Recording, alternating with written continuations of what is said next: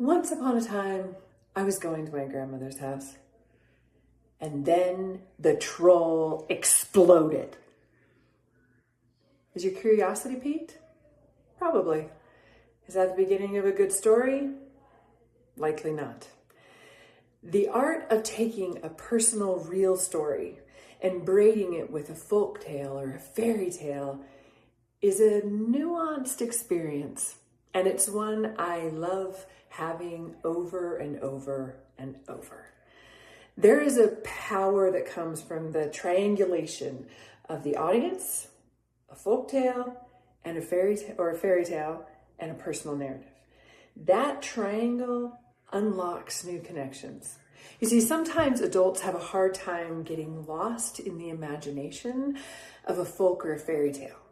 And so they nod their heads and think, yeah, I can see that story of courage, integrity, honesty, but they can't really feel it because it's about a talking fox or a wizard in the middle of the woods.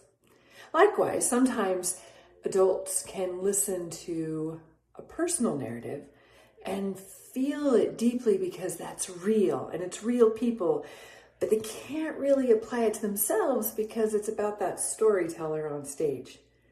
But when you take the humanity of a personal narrative and you combine it with the universality of a folk and fairy tale, then magic.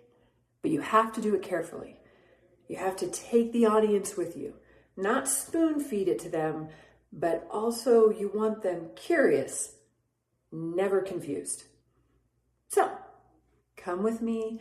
We're going to talk about the ins and outs of how you can braid together the personal narrative with the folk and fairy tale, how to pick the right personal narrative, how to pick the right folk and fairy tale, what that creative process looks like, and maybe create a new germ of a story that's unlike anything you've created before.